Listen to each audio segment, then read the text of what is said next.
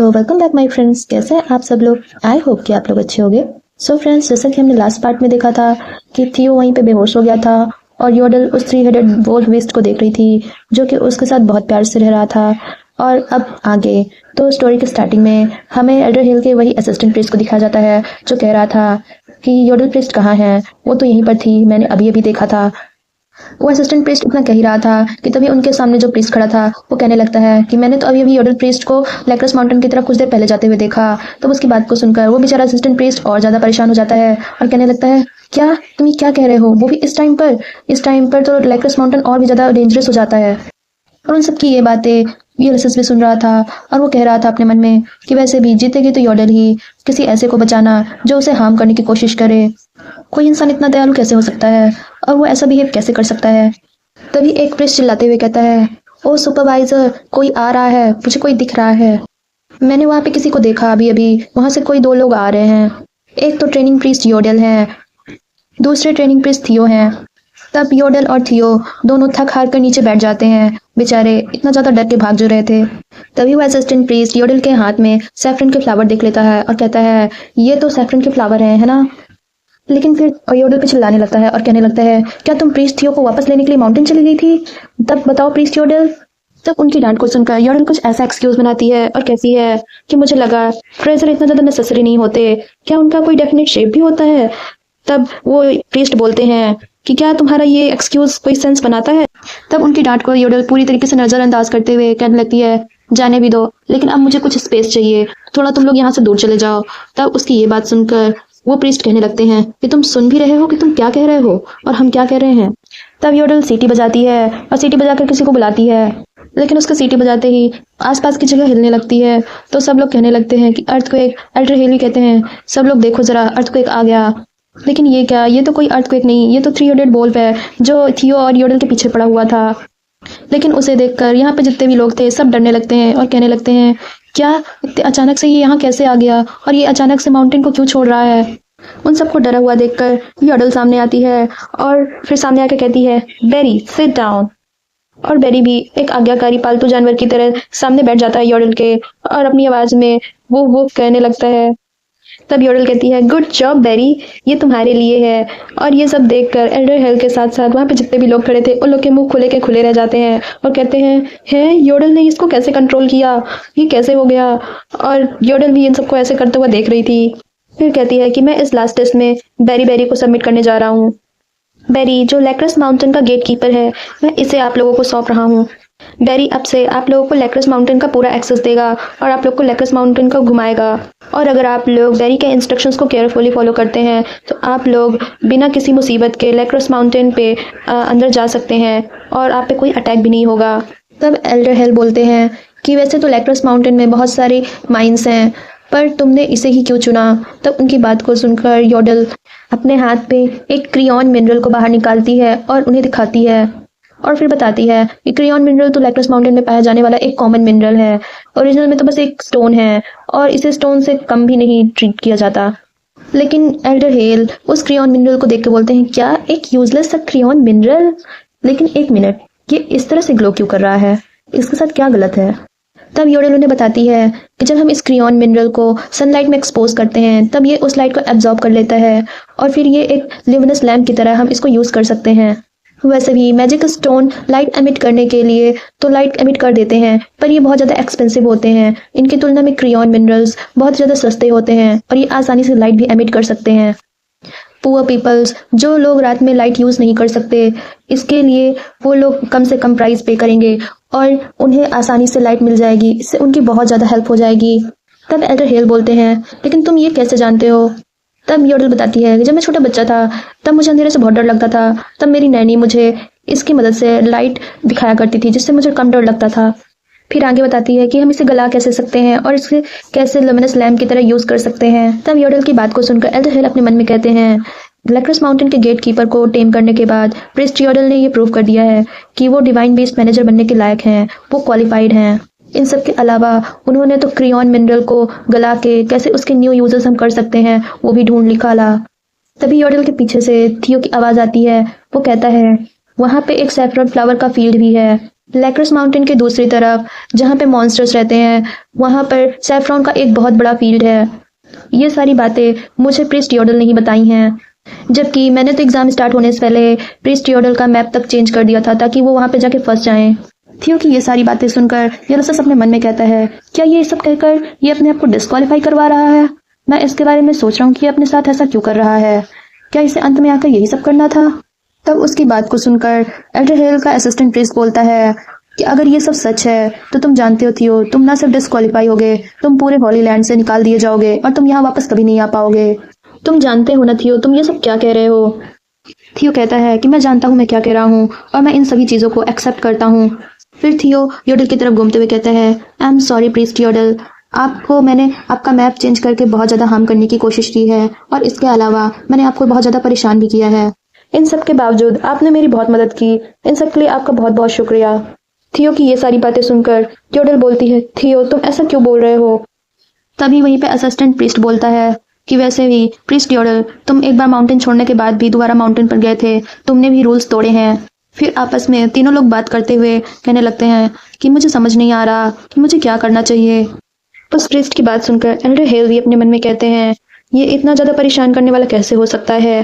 क्या मुझे अपने रूल्स को, प्रिंसिपल्स को स्ट्रिक्टली फॉलो नहीं करना चाहिए? लेकिन योडल ने, जिन्होंने दया और अपना साहस दिखाया और प्रीस्ट के वर्च्यूज को क्लियरली फॉलो किया है, वो ये सब सोच ही रहे थे कि तभी उनके सिर पर आकर कुछ लगता है और वो जोर से चिल्लाते हैं, आउच, किसने मेरे सिर पर मारा?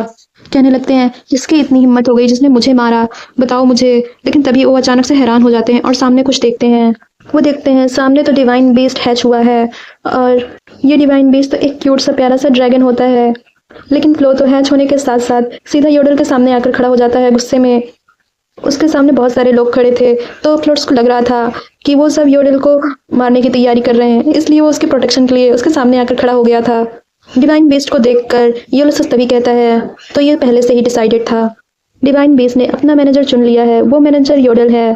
और ये बात जानकर कि ये ड्रैगन एक डिवाइन बीस्ट है, यानी ये इसका फ्लर्ट्स, इसका फ्रेंड है, तब वो भी बहुत ज़्यादा शॉक हो जाती है और खुश भी हो जाती है। और ये बात जानकर आसपास के सभी लोग भी खुशफुसाने लगते हैं और कहने लगते हैं, ओ माय गुडनेस, तो क्या ये डिवाइन बीस्ट है? ये कितना खूबसूरत है। योडल कहती है, फ्लोट्स, क्या ये तुम हो? फिर वो उसको क्यूट क्यूट कह के उसके साथ खेलने लगती है, कभी उसका फेस टच करती है तो कभी उसके हाथ पैर। फिर सॉरी बोलते हुए कहती है, सॉरी फ्लोट्स, पहले मैंने तुम्हें नहीं पहचाना था। तब फ्लोट्स अपनी प्यारी प्यारी आंखों से योडल की तरफ देखता है और योडल अपने मन में सोच रही थी, ये सिर्फ अभी बेबी है, इसलिए अभी बात नहीं कर सकता। और हमारा फ्लोट्स अपनी प्यारी प्यारी आंखों से इतना क्यूट लग रहा था, वो योडल से चिपका हुआ था और योडल भी उसको बहुत ज़्यादा गले लगा रही थी, उसके साथ खेल रही थी, बोलती, सो लवली फ्लोट्स, तुम कितने प्यारे हो, तुम कितने क्यूट हो। लेकिन लगता है यूलियस से योडल की ये खुशी बर्दाश्त नहीं हो रही थी। तभी वो योडल की तरफ जाता हुआ उसके सामने आकर खड़ा हो जाता है और उन दोनों को देख रहा था कि ये दोनों कैसे आपस में खेल रहे हैं। और फिर योडल के कान में आके कहता है कि इसमें इतना भी क्या खास है, ये तो एक मेल ही है ना। तब उसकी बात को सुनकर योडल थोड़ा घबरा जाती है और घबराहट के मारे वो फ्लोट्स का गला थोड़ा तेज से दबा देती है, जिससे बेचारे की तो सांसें अटकने लगती है। और योडल को घबराया हुआ देखकर ऐसा लगता है जैसे यूलियस को थोड़ी खुशी मिल गई हो। वो फीकी हंसी दिखाते हुए कहता है कि तुम ऐसे चीख क्यों रहे हो? मैं अभी तो देख रहा था यहाँ पे खड़े होकर कि तुम कैसे उसको हक कर रहे थे, कंफर्टेबली उसके साथ खेल रहे थे, और मेरा फेस देखते ही तुम इतना अचानक से चीखने क्यों लग गए और अचानक से ऐसे क्यों बैठ गए? और बोलता है, तुम बहुत ही ज्यादा हिलेरियस तो है ना। तब उसकी बात सुनकर योडल बोलती है, क्या फ्लोट्स एक मेल है? तब उसकी बात सुनकर यूलियस कहता है, हाँ तो इसमें इतना खास क्या है, क्या तुम नहीं जानते थे? तब उसकी बात सुनकर योडल बोलती है, इसके एग का कलर ऐसा था इसलिए मुझे लगा। और इधर हम दूसरे लोगों को देखते हैं जो कह रहे थे, वाओ, एक डिवाइन बीस्ट, पिछले 1000 सालों बाद ये हैच हुआ है, ये कैसे हुआ? तो क्या डिवाइन बीस्ट योडल की वजह से हैच हुआ है?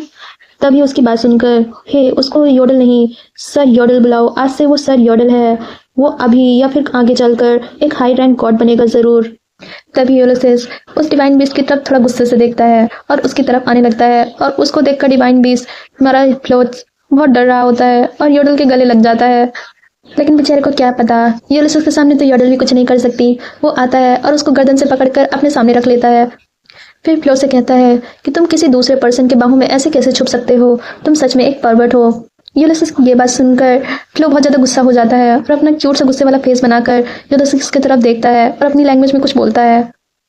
और ये सब देखकर वो सारे प्रीस्ट बहुत ज़्यादा खुश हो रहे होते हैं कि फाइनली डिवाइन बीस्ट ने हमारे होलीनेस को पहचान लिया। वो तो कुछ इस तरह का सोच रहे थे कि यूलिसेस और डिवाइन बीस्ट के बीच बहुत अच्छा रिलेशन होगा और वो दोनों आपस में बहुत ज़्यादा प्यार से रहते होंगे, पर उन्हें असलियत का क्या ही पता। पर असल में यूलिसेस और डिवाइन बीस्ट के बीच तो 36 का आंकड़ा था। यूलिसेस फ्लो से कह रहा था, इवन जब तुम एग में थे और अब तुम एक बीस्ट हो, उसके बावजूद तुम बहुत ज़्यादा नस्टी हो। तुम कैसे एक लोअर डिवाइन बीस्ट होकर हिम्मत कर सकते हो रोने की? मुझे तुम्हारा ओनर होने में शर्म आ रही है कि मैं तुम्हारे जैसे एक डिवाइन बीस्ट का ओनर हूँ। और यूलिसेस को डिवाइन बीस्ट के साथ ऐसा बिहेवियर रखते हुए देखकर बेचारी योडल तो डर ही जाती है। और हमारा बेचारा फ्लो रोए जा रहा था क्यों क्यों करके, और वहाँ पर यूलिसेस बोल रहा था कि ज़रा ह्यूमन लैंग्वेज में बात करो। अगर तुम इतने ही ज़्यादा चिल्लाने के लिए आतुर हो तो ह्यूमन लैंग्वेज में बोलो। और यूलिसेस की इस डांट को सुनकर बेचारा फ्लो और ज़ोर से रोने लगता है। और फ्लो को रोता हुआ देखकर बेचारी हमारी योडल को भी दया आ जाती है और वो कहती है, कम ऑन फ्लो, मेरे पास आ जाओ। योडल के इतना कहने की देरी थी कि फ्लो यूलिसेस के फेस पर एक थप्पड़ लगाते हुए वहाँ से निकल लेता है। और इस टाइम पे तो यूलिसेस के तोते उड़ जाते हैं, सॉरी तोते क्या, कौवे उड़ जाते हैं। फिर फ्लो को योडल के पास जाता हुआ देखकर कहता है, कोई प्रॉब्लम नहीं, अगर ये और डिवाइन बीस्ट आपस में साथ में रहते हैं तो। फिर योडल और फ्लो को देखते हुए कहता है, मुझे समझ नहीं आ रहा, ही मुझे कोई आइडिया है कि मेरा मूड इतना ख़राब क्यों है आज, लेकिन फिर भी मैं बहुत ज़्यादा खुश हूँ कि योडल डिवाइन बीस्ट की मैनेजर है। फिर अपनी खिसियानी हंसी हंसते हुए कहता है, योडल क्या तुम नहीं पूछोगे कि ये इस तरह से क्यों बदल गया? तुम जानने के लिए क्यूरियस नहीं हो क्या? और उसकी ये बात सुनकर योडल थोड़ा डर जाती है, बोलती है, क्या गलत है इसके साथ? फिर यूलिसेस अपने फेस पर स्माइल लाते हुए कहता है, अब तुम्हारा प्लेस मेरे हाथों में है। यूलिसेस के मुंह से तुम्हारी जगह मेरे हाथों में है, ये सुनकर बेचारी योडल की तो आत्मा ही निकल जाती है उसके शरीर से। वो बेचारी नीली पड़ जाती है। फिर वो सोचती है कि जैसे कि मैंने पहले मेंशन किया था कि डिवाइन बीस्ट मैनेजर बनने के बाद जो मैं योडल हूँ वो हेडक्वार्टर में रहेगी, क्योंकि डिवाइन बीस्ट अभी बहुत ज़्यादा छोटा है। मैं देख सकता हूँ वो तुम्हें कितना ज़्यादा पसंद करता है, और वो देखो अभी भी तुम्हारे साइड ही खड़ा हुआ है, वो ये सब तुम्हारे लिए कर रहा है। यूलिसेस ये सब कह रहा था। उसको देख कर बेचारी योडल और ज़्यादा डर जाती है और कहने लगती है, तो क्या हो गया अगर वो मुझे पसंद करता है, मेरे साथ रहना चाहता है? तभी यूलिसेस कहता है, क्योंकि तुम्हारी ये पहली जॉब है इसलिए मैं तुम्हें एक अकेला हेडक्वार्टर दे रहा हूँ। और कहता है कि तुम वहीं पर स्टडी करोगे, वहीं पे काम करोगे, इसके साथ साथ तुम वहीं रहोगे भी। उसकी ये बात सुनकर योडल की आंखों से तो आंसू ही आ जाते हैं। वो बोलती है, क्या ये मेरा सपना है? और योडल को ऐसा देखकर बेचारा डिवाइन बीस्ट भी उदास हो जाता है और वो भी अपने मुंह पे हाथ रख के सोचने लगता है ये कितना ज़्यादा खड़ूस है। लेकिन यहाँ तो भाई यूलिसेस को बड़े मजे आ रहे थे योडल के ऐसे एक्सप्रेशंस को देख के। कहता है, ऑल राइट, तुम्हारी ये एक्सप्रेशंस बिल्कुल सही हैं, ऐसे ही एक्सप्रेशन रखो। फिर हम एम्पायर में पैलेस को देखते हैं जहाँ का किंग बोल रहा था कि तुम्हें पता है क्या, डिवाइन बीस्ट बॉर्न हो चुका है हॉली किंगडम में, तुम ये जानते थे? ये बात वो इतना ज़्यादा गुस्से से बोल रहा था कि सामने खड़ा हुआ पर्सन बहुत ज़्यादा डर जाता है। तभी वो किंग कहता है कि तुम कैसे डिवाइन बीस्ट को कंपेयर कर सकते हो? तभी वो पर्सन बोलता है उनके सामने जो खड़ा था कि वो तो उनके पास अपना समनर भी नहीं है। तब किंग उसका नाम लेके बोलता, काउंट योबो हिल्डे। तो फ्रेंड्स हमें यहाँ पे पता चलता है कि ये काउंट योबो हिल्डे हैं, योडल के फादर। और फिर वो किंग कहता है कि तुम्हारी हिम्मत कैसे हुई कि तुमने मुझे ये नहीं बताया डिवाइन बीस्ट के जन्म के बारे में। और काउंट योबो हिल्डे को किंग को देखकर बहुत ज़्यादा डर लगने लगता है और वो पसीने से तरबतर होते हुए नीचे बैठकर घुटनों के बल बोलते हैं, योर हाइनेस। लेकिन योर हाइनेस तो उसकी बात ही नहीं सुनते। वो कहने लगते हैं, क्या ये तुम्हारे प्लान में पहले मेंशन था? और अभी अभी हमारा एक स्पाई प्रीस्ट गैरम अभी अभी पकड़ा गया है हॉली किंगडम में, क्या तुम इस बारे में जानते थे? और क्या तुम्हारे यहाँ से ही कोई ट्रेटर है वहाँ पर, काउंट योबो हिल्डे? क्या तुम्हें पता है कि यूलिसेस को ये किसने बताया कि जो प्रीस्ट गैरम है वही हमारे यहाँ का स्पाई है? इसके साथ साथ डिवाइन बीस्ट के जन्म का जिम्मेदार और सैफरॉन फील्ड को ढूंढने वाला वो एक पर्सन, तुम जानते हो वो कौन है? बताते हैं कि वो एक तुम्हारा चाइल्ड योडल योबो हिल्डे है। और योडल का नाम सुनते ही योडल के फादर का फेस तो पूरा पसीने से तरबतर हो जाता है और काउंट योबो हिल्डे डर के मारे कांपने लगते हैं थर थर थर। फिर वो बहुत ही ठंडी आवाज़ में बोलता है कि मुझे लगता है मुझे इस पूरे मामले में इन्वेस्टिगेशन करवानी चाहिए अभी के अभी। वहीं दूसरी ओर योडल यूलिसेस से बोल रही थी, हे यूलिसेस, क्या मैं अपने डॉम में रह सकती हूँ? और यूलिसेस, नहीं, तुम नहीं रह सकते। अगली सुबह हम योडल और फ्लोर्स को देखते हैं जो आपस में खेल रहे थे और योडल झाड़ू लगा रही थी। और योडल कह रही थी कि डिवाइन बीस्ट मैनेजर के सिलेक्शन टेस्ट के बाद मुझे तुरंत ही एक हाई रैंक का प्रीस्ट बना दिया गया। तभी वहीं पे आसपास के जितने भी लोग थे वो योडल को देख के बोलते हैं, हे ये तो योडल है ना, वाओ वो सच में डिवाइन बीस्ट के साथ है। वहीं यॉडल कह रही थी कि एक प्रीस्ट से हाई रैंक का प्रीस्ट बनना सच में ये एक ब्रेक थ्रू की तरह लगता है। फिर फ्लो की तरफ देखते हुए कहती है, वैसे फ्लो तुम थोड़े हैवी हो। यॉडल की ये बात सुनकर फ्लो रोने की एक्टिंग करने लगता है और अपनी आंख से आंसू निकालने लगता है। और फ्लो को रोता हुआ देखकर यॉडल थोड़ा परेशान हो जाती, कहने लगती है, अरे मैं तो मजाक कर रही थी, तुम तो ऐसे ही रोने लग गए। तुम जब तक चाहो तब तक तुम मेरे कंधे पे रह सकते हो। टेस्ट के बाद इवन फ्लो को ऊपर विश्वास नहीं था लोगों को, लेकिन उसके बाद भी मैं पहले नंबर पे आई और मैं डिवाइन बेस्ट के मैनेजर बन गई। इसका मतलब है कि मैं अपने पहले प्रीशियस फ्रेंड को प्रोटेक्ट कर पाऊंगी अपनी स्ट्रेंथ के साथ। मुझे सच में अपने ऊपर प्राउड फील हो रहा है। लेकिन एक मिनट, यहाँ पर एक चीज है जिस पर ध्यान देने की जरूरत है। मैं ना तो ईस्ट को बिलोंग करती हूँ ना ही वेस्ट को, लेकिन मेन बिल्डिंग में मैं रह रही हूँ। ये जगह बहुत बड़ी है, क्या मैं इसको अडॉप्ट कर भी पाऊंगी? शायद नहीं। मेरी नई रहने की जगह बहुत ज्यादा बड़ी है और मुझे ये अभी के लेवल के हिसाब से मिली है रहने के लिए। ये बहुत ही ज्यादा बड़ी है और मैं इसकी कितनी भी तारीफ करूँ कम है, क्योंकि ये एक रोजेरियम है। इस पूरे बिल्डिंग में, इस पूरे जगह पर रोज वाइन्स ही रोज वाइन्स हैं। मुझे पूरे 3 माले की बिल्डिंग मिली है। मुझे ऐसा लगता है जैसे कि ये एक सपना हो। लेकिन रोज तो साइलेंस का सिंबल होता है और इसके नाम से ही पता चलता है कि इसने अपने अंदर कितने सीक्रेट्स को छुपा कर रखा है। वो ये सब सोच ही रही थी कि तभी फ्लोर्स उसके फेस पे हाथ रख देता है, जिससे कि उसका ध्यान टूट जाता है और वो फ्लोर्स की तरफ देखती है। फिर खुश होते हुए कहती है, लेकिन मैं बहुत ज्यादा लकी हूँ कि तुम मेरे साथ हो फ्लोट्स। मैं बहुत ज्यादा खुश हूँ कि तुम बॉर्न हुए। और योडल की ये बात सुनकर फ्लोट्स बहुत ज्यादा खुश हो जाता है और क्यूट सा फेस बना के वो भी योडल के हाँ में हाँ मिलाता है। लेकिन तभी हमें पिक्चर क्लिक होने के साउंड आता है और वो लोग कह रहे थे, जल्दी करो, इनकी पिक्चर जल्दी क्लिक करो। योडल पिक्चर क्लिक करने की आवाज को सुनकर कहती है, हाँ फिर से ये लोग आ गए दोबारा से। लेकिन कोई बात नहीं, मैं इस साउंड से यूज टू हो चुकी हूँ अब तो। और ये सब वॉइसेस तो उन लोगों की हैं जो मेरी और फ्लो की पिक्चर्स को क्लिक करते हैं और फिर उन पिक्चर्स को जाकर बाजार में बेच देते हैं। वो उससे उनको पैसे मिलते हैं। तभी एक आदमी जो पिक्चर क्लिक कर रहा था उसके बगल में जो खड़ा था वो कहता है, हे मैंने योडल की आंखों में देखा। तभी वो बोलता है, वो बंदा जो पिक्चर क्लिक कर रहा था, यू इडियट, तुम सर योडल को ऐसे कैसे बोल सकते हो? वो ऐसे पर्सन नहीं है। और उस फोटो क्लिक करने वाले बंदे की बात सुनकर वो जो बंदा रहता है बोलता है, हाँ लेकिन मैं थोड़ा डर गया था। तब वो फोटो क्लिक करने वाला बंदा बोलता है, हाँ लेकिन क्या तुम सर योडल की इंसल्ट करने की कोशिश कर रहे थे? और उन सब की ये बातें हमारी योडल भी सुन रही थी।